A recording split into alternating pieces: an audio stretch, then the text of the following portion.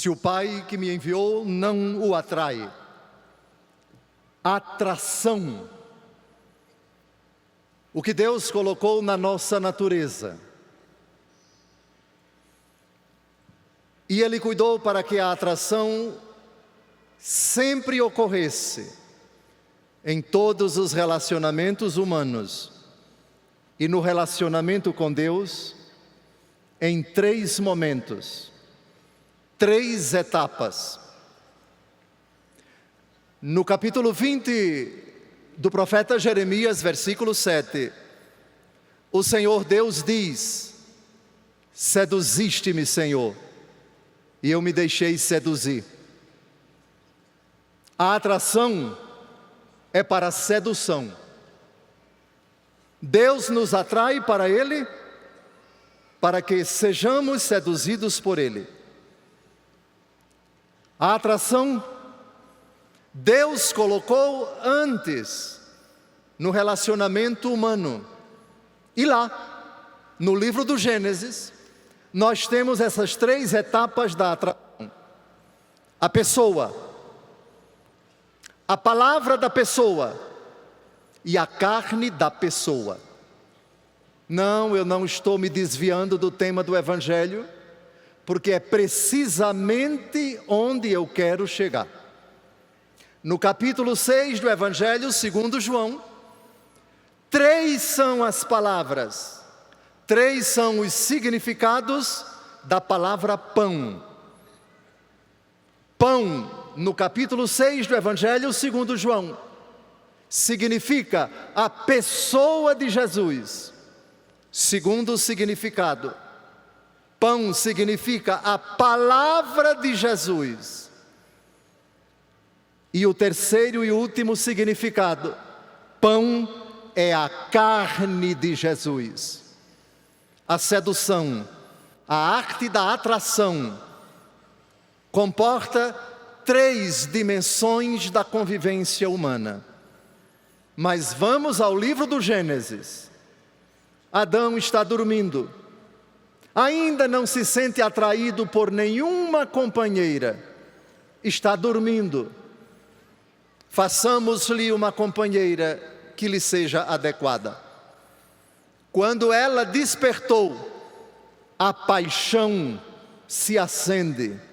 A frase é esta: esta sim é osso dos meus ossos, é carne da minha carne. Ela se chamará mulher, porque veio do homem. Prestem bem atenção na palavra de Adão: carne da minha carne, porque essa é a última palavra de Jesus no Evangelho de hoje. Quem disse que na Bíblia existe coincidência? Pão, no capítulo 6 de São João, a pessoa de Jesus, depois a palavra de Jesus, depois a carne de Jesus. Isto sim é o ápice da atração. Isto sim é o cúmulo da sedução. Os católicos romanos têm o privilégio de serem seduzidos completamente por Jesus, pessoa, palavra e carne. O pão que eu hei de dar é a minha carne para a vida do mundo. Mas voltemos ao Gênesis. Esta sim é osso dos meus ossos, carne da minha carne. Ele fala o que ainda não concretizou, porque não recebeu autorização de Deus. O homem deixa seu pai e sua mãe e se une à sua mulher, de sorte que já não são 2, mas uma só carne.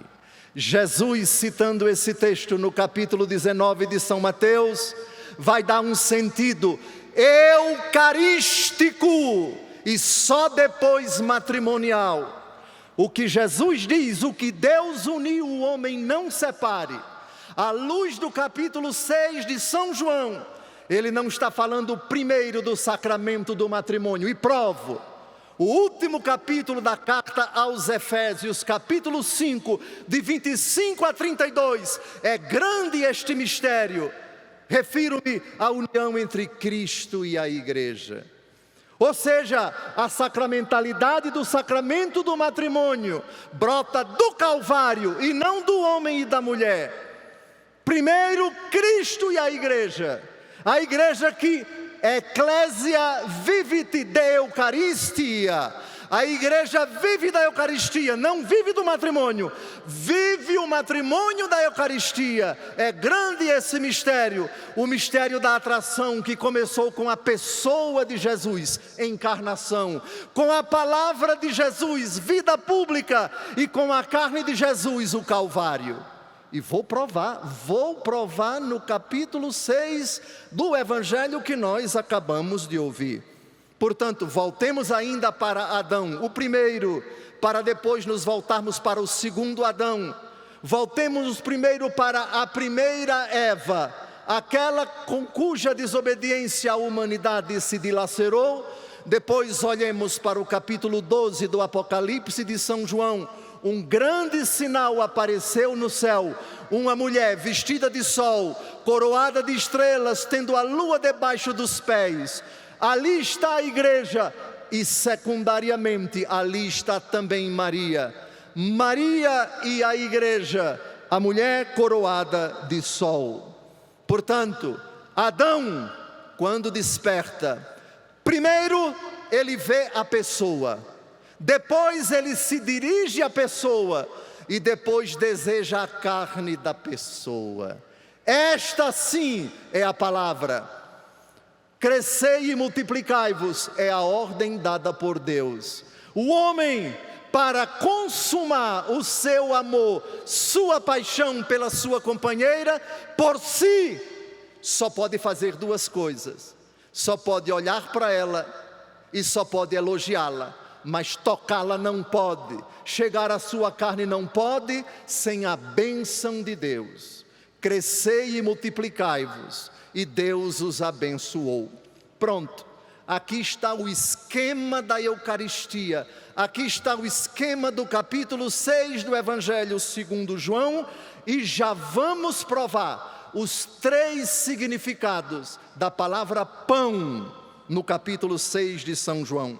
Versículos de 32 a 35, em verdade vos digo, Moisés não vos deu o pão do céu, mas é o meu Pai quem vos dá o verdadeiro pão do céu. Porque o pão de Deus, o pão que desce do céu, atenção, encarnação, aqui não é Eucaristia, aqui não é a palavra, quem se encarnou ainda não pregou, aqui é a encarnação, o pão que desce do céu e dá vida ao mundo. Eu sou o pão da vida, aquele que vem a mim não terá fome, e aquele que crê em mim jamais terá sede.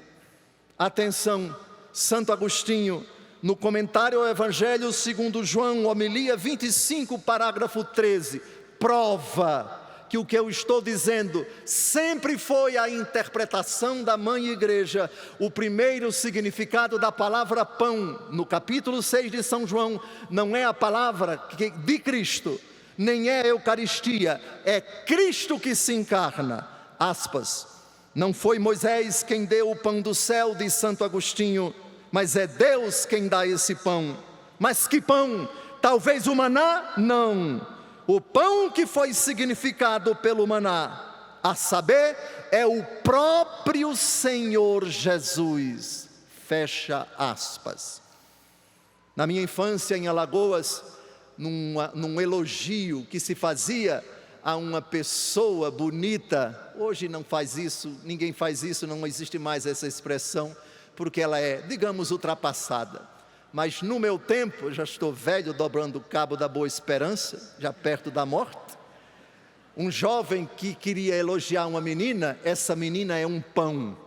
É lógico que os garotos de hoje não conhecem essa linguagem, só da minha idade para trás. Da minha idade para trás. Fulana é um pão, fulano é um pão. Sabiam que isso tem ressonâncias bíblicas? Aqui está. Jesus, o pão pessoa, Jesus, o pão apessoado, ou se quisermos, o pão encarnado. E mais, São Cirilo de Alexandria, Egito, do século IV e V, comentando esse versículo, diz, aspas, procedente de Deus Pai, o próprio unigênito é o maná verdadeiro, o pão descido do céu, aquele que da parte de Deus cuida de toda criatura racional, fecha aspas. Então, atenção, até o versículo 44 do Evangelho de hoje, pão no sentido da pessoa de Jesus. Eles comentam, mas esse não é o filho de José? Não conhecemos seu pai e sua mãe? Como então pode dizer que desceu do céu? Para aqueles que dizem que Nossa Senhora teve muitos filhos com São José, respondo com Santo Agostinho, no mesmo comentário ao Evangelho segundo João, aspas, os irmãos do Senhor são parentes de Maria, em qualquer grau de parentesco. Como o provamos? Pela mesma Escritura, diz Santo Agostinho, Ló é chamado de irmão de Abraão, e era filho de seu irmão. Lê e encontrarás que Abraão era o tio paterno de Ló. Tratam-se, porém, como irmãos. E por quê? Senão porque eram parentes. Do mesmo modo, Jacó tinha como tio materno Labão, o sírio, pois este era irmão da mãe de Jacó, isto é, de Rebeca, esposa de Isaque. Lê a Escritura e encontrarás que tio e sobrinho tratavam-se como irmãos. Olha a conclusão de Santo Agostinho. Uma vez conhecida essa regra, verás que todos os parentes de Maria são considerados irmãos de Cristo.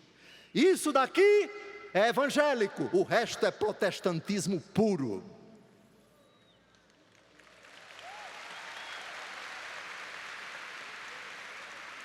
Versículo 44. Ninguém pode vir a mim se o Pai que me enviou não o atrai, e eu o ressuscitarei no último dia. Agora vocês entendem a atração. A palavra atração, o verbo atrair nos evangelhos, só aparece no Evangelho segundo João, aqui e em João 12:32. Si exaltatus fueru a terram, omni atraham ad me ipsum, traduzindo, quando eu for elevado da terra, atrairei todas as pessoas a mim. Eu vou repetir, quando eu for elevado da terra, atrairei todas as pessoas a mim. 2 vezes apenas a atração nos evangelhos, no Evangelho segundo João, no Evangelho de hoje e no capítulo 12, 6 capítulos depois. Santo Agostinho, comentando essa palavra, esse verbo, diz, na homilia 26, parágrafo 5º, aspas, o Pai atrai ao Filho aqueles que creem no Filho, porque são persuadidos de que ele tem a Deus como Pai. De fato, Deus Pai gerou um Filho igual a si. Assim, a quem conhece, a quem sente a sua fé e rumina que ele é igual ao Pai, a este, o Pai atrai para junto de seu Filho. Fecha aspas. A atração é recíproca. O Pai nos atrai para Cristo e não vamos a Cristo se o Pai não nos atrai. Dou-vos graças, ó Pai, porque escondestes essas coisas dos sábios e entendidos. Sim, ó Pai, porque assim foi do vosso agrado. Ninguém conhece o Pai senão o Filho, e ninguém conhece o Filho senão o Pai e aqueles a quem o Pai atrair. A atração, portanto, ela é recíproca. Se vamos ao Pai, é porque Cristo nos leva, porque Ele disse, ninguém vem ao Pai senão por mim.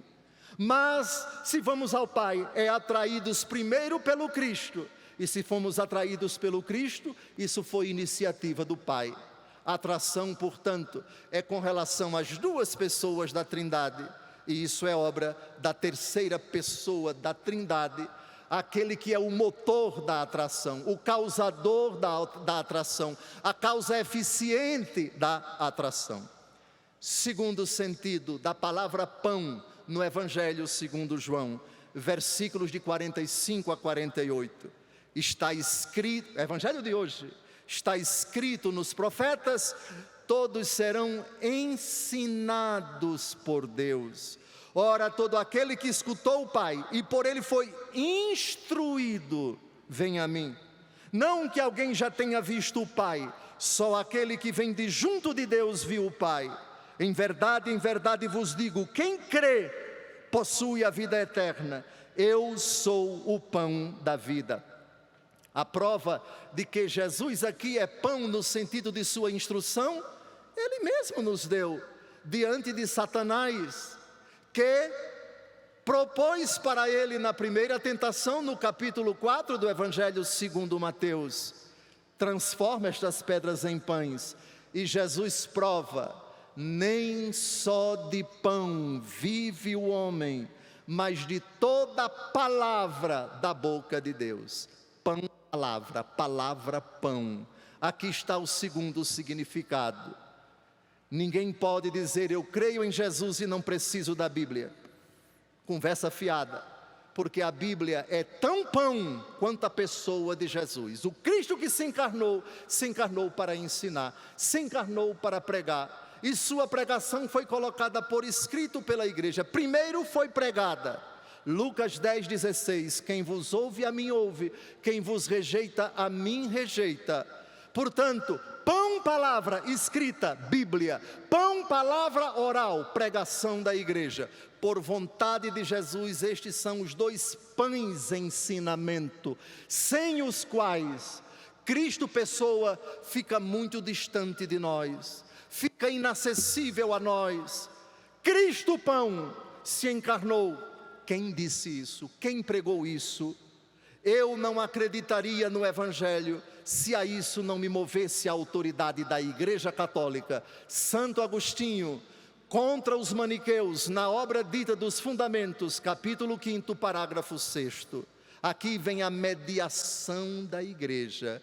Aquele que se encarnou constituiu uma igreja e ensinou para ela, e se fez pão, palavra para ela, e mastigou esse pão e explicou as parábolas e instruiu a sua igreja para que colocasse por escrito, depois de ter pregado oralmente a todas as nações, na Judeia, na Samaria e na Galileia e até aos confins da terra. Mas ele queria mais. Atração somente com Bíblia é pouco para Jesus, é absolutamente pouco. E aí chegamos ao final do Evangelho de hoje, versículos de 49 a 51, o terceiro sentido da palavra pão. E vão se lembrando do diálogo, do monólogo de Adão com Eva. Esta sim, ele olha para a pessoa, é carne da minha carne, osso dos meus ossos, ela se chamará mulher. Pessoa e palavra. E depois vem a autorização para essa carne que você elogiou, para você desfrutar dela. Jesus a mesma coisa. Prometeu no capítulo 6 do Evangelho segundo João, Cafarnaum, sinagoga de Cafarnaum, para consumar o que ele prometeu no cenáculo. Os vossos pais comeram maná no deserto e no entanto morreram. Eis aqui o pão que desce do céu. Quem dele comer nunca morrerá. Eu sou o pão vivo descido do céu. Quem comer deste pão viverá eternamente. E agora a revelação. A primeira vez que a palavra sarx, carne, vai aparecer no capítulo 6. O pão que eu hei de dar é a minha carne para a vida do mundo. Aqui, protestantes e católicos discordam, mas eu sou um bispo católico e vou falar da pregação, da exegese, da interpretação católica dessa palavra que Jesus repete 5 vezes, é carne mesmo. E Jesus, depois de reiterar 5 vezes, é carne, leiam depois o capítulo 6, muitos vão embora. Muitos acham dura essa linguagem. Como comer a carne dele? E eles vão embora. Ficam poucos. Jesus nem pede para os que foram voltarem, nem explica mais nada para os que ficaram. Vocês também querem me deixar? A quem iremos nós, Senhor, diz São Pedro no versículo 66. A quem iremos nós? Nós cremos e sabemos que Tu és o Salvador, que Tu és o Filho de Deus. Amados, Santo Agostinho, comentando essa primeira afirmação carne de Jesus, e ela vai aparecer outras 5 vezes, no Tratado 26, parágrafo 13, uma das frases lapidares de Santo Agostinho, aspas, ó sacramento de piedade, ó sinal de unidade, ó vínculo de caridade, quem quiser viver, tem de que viver e de que viver, que se aproxime e creia, incorpore-se para receber a vida, que não fuja da união com os outros membros, que não seja um membro apodrecido que mereça ser cortado, que não seja um membro disforme de que se tenha vergonha, seja sim um membro belo, bem proporcionado, sadio, esteja intimamente unido ao corpo, que viva de Deus, para Deus, fecha aspas. É hora de concluir a homilia. Eu preferiria pregar 50 minutos, mas só me deram 30, lamentável. O profeta, na primeira leitura de hoje, fugindo da fúria de Jezabel, esposa do rei Acabe, depois que ele enfrentou os 450 profetas de Baal, ela faz uma ameaça para ele: juro pelos deuses, de que até amanhã eu vou fazer com você o que você fez com os meus sacerdotes. Ele trucidou os 450 no Monte Carmelo, no segundo livro dos Reis, e ele com medo foge em direção ao Egito, na península do Sinai, o Monte Horebe, que também atende pelo nome de Monte Sinai. No caminho, ele pede para Deus tirar a sua vida. Ele não deseja o suicídio, não, mas ele pede para Deus tirar a sua vida, como Jó pediu no livro de Jó para morrer, estava enfastiado. Deus Todo-Poderoso não permite que ele desanime. Um anjo o toca e diz: levanta-te e come. Ele enxerga diante de si um pão assado debaixo da cinza e um jarro de água. Come, bebe. Ele comeu, bebeu e voltou a dormir. Mas o anjo do Senhor veio uma segunda vez, tocou e disse: levanta-te e come. Ainda tens um longo caminho a percorrer.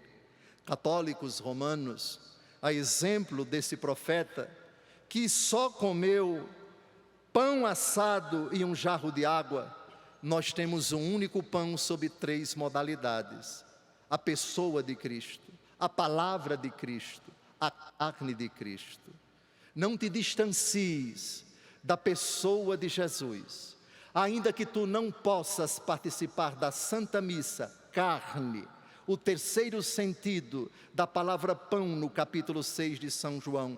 Se tu, sem culpa de tua parte, não puderes participar da mesa eucarística, pão e carne, contenta-te com o pão que é a pessoa de Jesus e o pão que é a palavra de Jesus.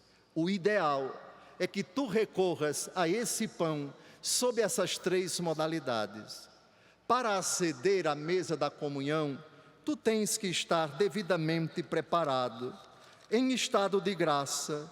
O Catecismo da Igreja Católica diz, parágrafo 1385, devemos preparar-nos para este momento tão grande e tão santo. São Paulo exorta um exame de consciência. Aquele que come do pão ou bebe do cálice do Senhor indignamente, será réu do corpo e do sangue do Senhor. Por conseguinte, que cada um examine a si mesmo antes de comer desse pão e beber desse cálice, pois aquele que come e bebe sem discernir o corpo, come e bebe a própria condenação. E termina o catecismo: quem está consciente de um pecado grave, deve receber o sacramento da reconciliação antes de receber a Santa Comunhão. Evoco uma palavra do salmo que nós acabamos de ouvir, o pão dos infelizes, que é Jesus nas 3 modalidades. Esse infeliz gritou a Deus e foi ouvido, e o Senhor o libertou de toda angústia, aflito, angustiado, apavorado. Até quem se encontra em pecado mortal e por algum motivo ainda não se arrependeu. A modalidade do pão eucarístico é uma, mas não é a única para saciar você. ela tem uma exigência própria, ela tem um requisito específico, o estado de graça. Mas não se desespere, ainda que você possa participar da missa e não possa comungar, comungue o pão, que é a pessoa de Jesus, que disse em Mateus 18, onde 2 ou mais estiverem reunidos, eu estou presente no meio deles. E lembre-se, pão, palavra. Queridos padres, o momento da homilia é o momento da alimentação desse povo faminto. Essa desgraça que se chama relógio, eu não vejo a hora de quebrar isso na hora da... Toma, segura, Frei Gilson, segura isso.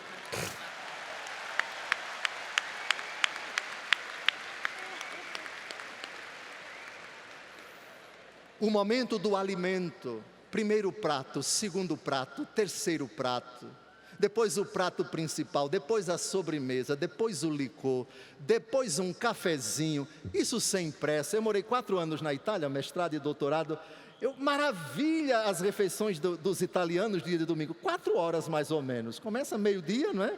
Conversam feitos os homens da cobra, e o almoço só vai terminar, que maravilha! O momento da alimentação. Alimentem os nossos fiéis, os nossos filhos. Preguem a primeira leitura, preguem o salmo, preguem a segunda leitura, eu vou terminar com ela. Preguem o evangelho, alimentem, para que eles fiquem como Cleófas e seu companheiro no capítulo 24 de São Lucas.